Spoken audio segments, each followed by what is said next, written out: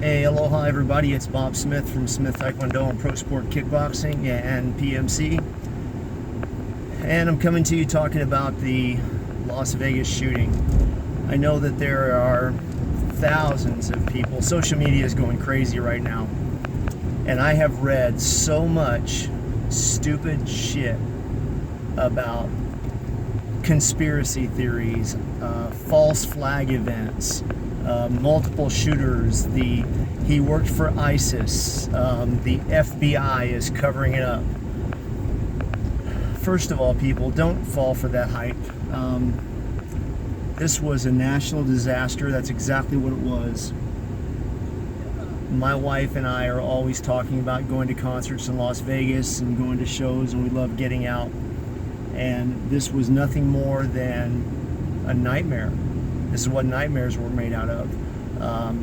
This guy Stephen Paddock was a freaking nut job. You know, a lot of millionaires are eccentric. They're weird, and one of the things that people don't talk about in the psychological profile of millionaires is they have a lot of the very same character traits as serial killers. Meaning, the only thing that matters is themselves. They have no problem stepping on other people. How do you think they get rich? But the shooting itself was a tragedy. A tragedy doesn't even begin to describe. It's Sunday night when I was watching it, I couldn't even sleep. And our country has pretty much gotten used to active shooter situations because there have been so many with these stupid school shootings, whether it's Columbine or Virginia Tech or Sandy Hook or the Aurora Theater shooting, but they pale in comparison to what this was. And usually the shooters are up close and personal. Now, the advice that the Department of Homeland Security gives you, run, hide, barricade, and fight, is just about the best thing that you can do. But this guy was shooting from an elevated position, which means he had the high ground. He had the advantage. If you are ever caught in a situation like that, whether it's an arena overseas or here in the United States, the FBI and ATF, other government agencies, they've been expecting things like this to happen since 9/11, whether it's at the Super Bowl or other events such as the Olympics. They've always had to step up security for the Olympics. But Vegas has been long known as a very soft target. Now, one of the big things that all the media sources are covering on TV is they're like, how could he bring guns into a hotel? Well, it's simple. There's at least 10 shooting complexes in Las Vegas and firearms training centers where you can go shoot automatic weapons. I've been there, I've done it. I've carried weapons in weapons cases into a hotel, and the concierge, the people at the desk, everybody, they saw dozens of guys walking in with rifle cases, and you know, they know that we're at a shooting complex somewhere, and we're over there doing a 2-day or a 3-day or a 4-day course, or we're just out shooting in the desert. And that's part of what people do in Las Vegas, other than gamble and drink and go to brothels. No, I didn't go to a brothel. But it's not that uncommon. And people are just making the biggest deal out of the most ridiculous, asinine stuff.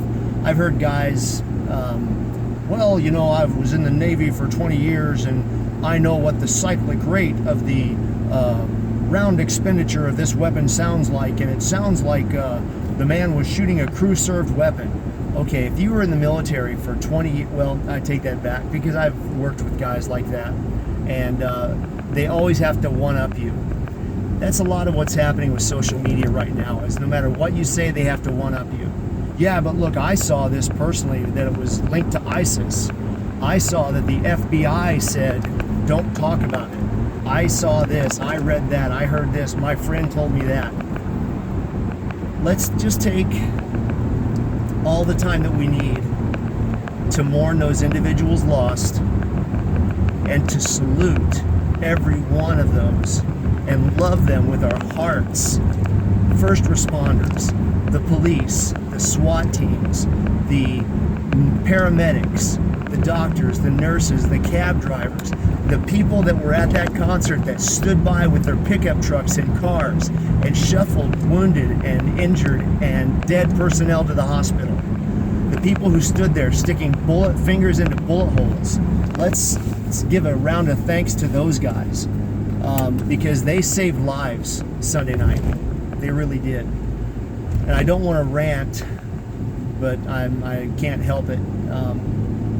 Just because I've read so much stupid stuff about this. And all it was a crazy nut job, and that was it.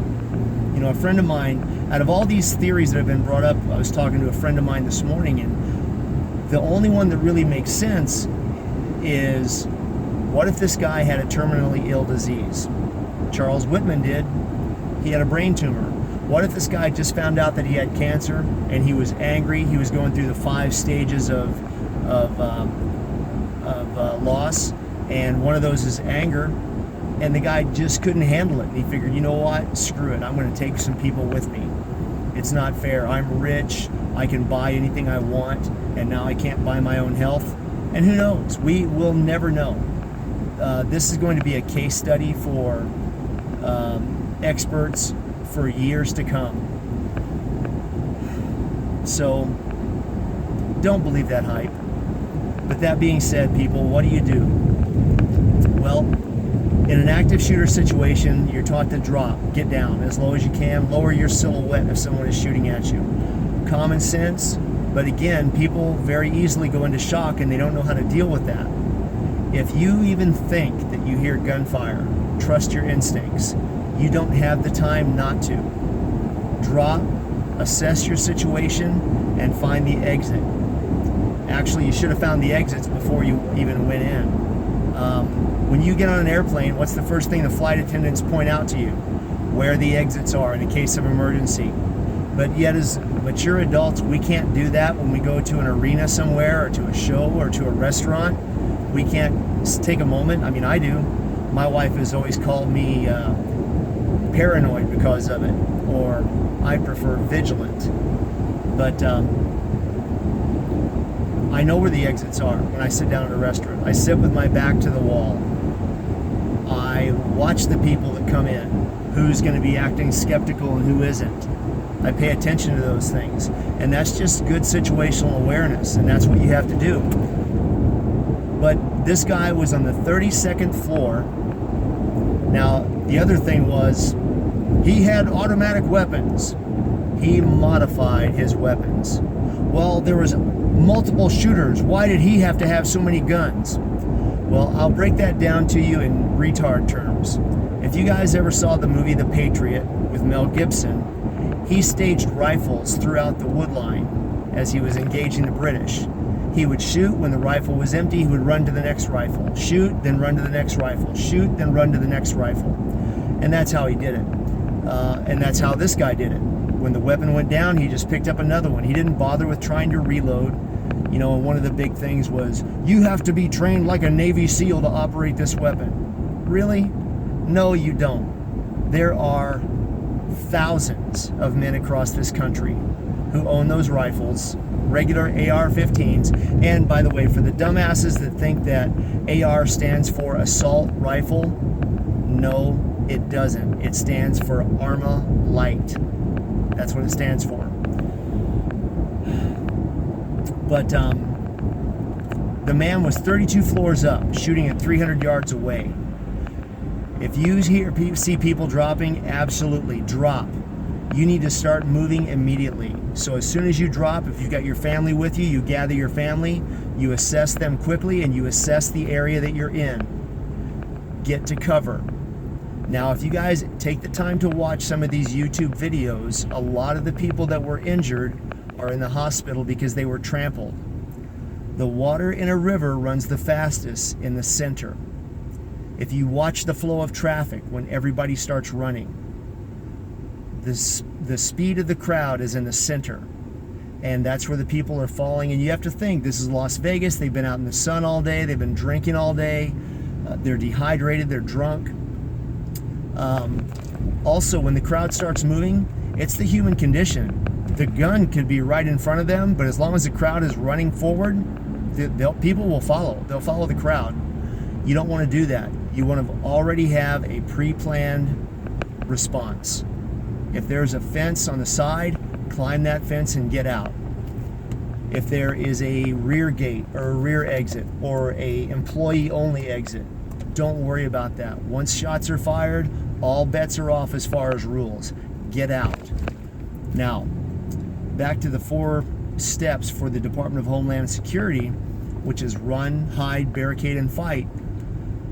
A lot of people got away, thank God, and safely. They ran, and some of the people that were interviewed, they said that they ran and they didn't stop until they were at the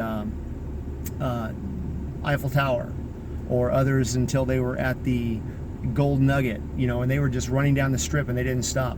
A bunch of people went to the Hooters Hotel and locked themselves in the basement. So if you have a secure area where you can lock yourself into, that's great. Now understand cover and concealment. Cover will stop bullets. Concealment will hide you. Now a lot of people were hiding in those big beer coolers, the beer semi-trailers, and they were climbing into rollout coolers and things like that. That's a great way to hide, but it doesn't stop bullets. A bullet will go through a refrigerator like melted butter. So when you're in a situation where you think you're safe, if you can lock yourself down, do that. But you need to start planning what the next step is going to be, how to get yourself out of there, how to get further away. The further away you can be from the threat, the better off you're going to be, period. That's the bottom line. Now, the people didn't know where this guy was.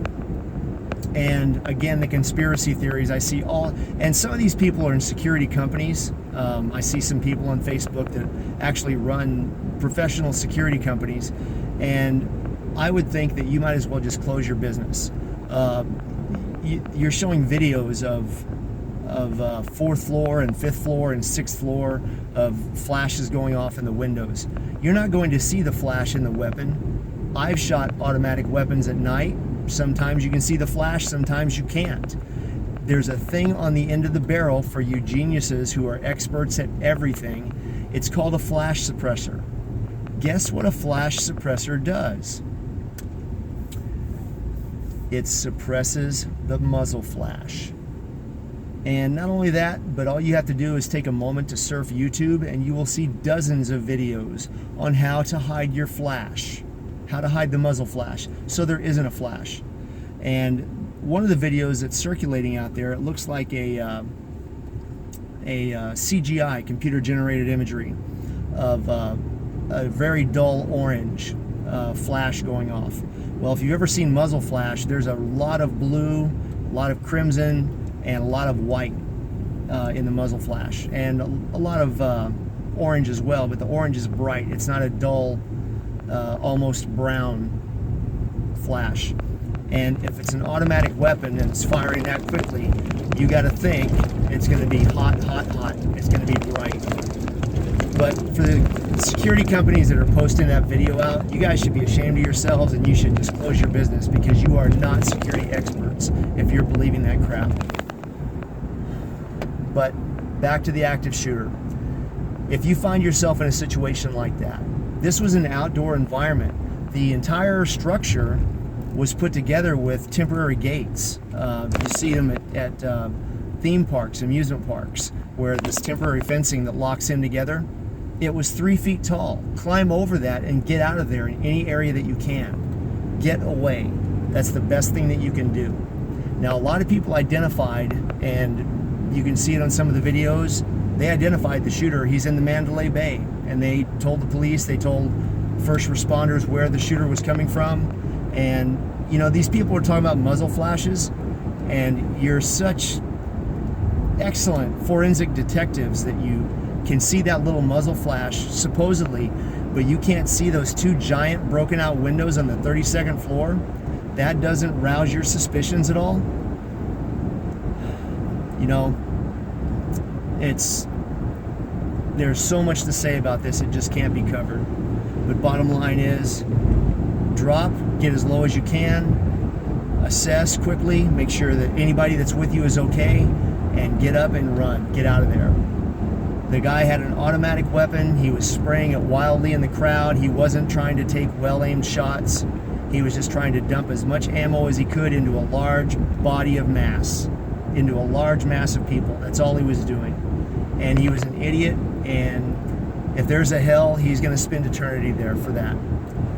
But please just think about that. So in the future, play the what if game. What if you're in a situation and you hear that? You see it. What if it's the person right next to you? What are you going to do? Do you have a game plan? You know, security's going to get tighter in Las Vegas. Hotels. It's going to be like the airports with TSA. It's going to be such a pain in the butt, but nothing will be accomplished. Nothing will be found. Just like TSA. TSA hasn't solved a single attempted terrorist attack. All it's done has been a thorn in the side of law-abiding American citizens. They've got their fill of molesting people, you know, beautiful women, men, harassing children and old ladies, hurting children. They've gotten more than their share of that, but they haven't solved any attempted terrorist attacks, and that's what's going to happen here. But it's the society that we live in, right? You know, it's the terrorism age. And as much as people don't like George Bush, and you may not remember this, but after 9/11, the day after, he said, this is a war that's going to go on for the rest of our lives, terrorism. And yeah, this guy wasn't a radical Islamic fundamentalist. Please don't buy that ISIS crap that's out on the internet. But he was a threat. And what he did was most definitely terrorism. Please be safe. Please think about a plan wherever you go. Love your family, love your neighbors. And if you can't love them, you need to try harder. This is Bob Smith. Blood makes you related and loyalty makes you family.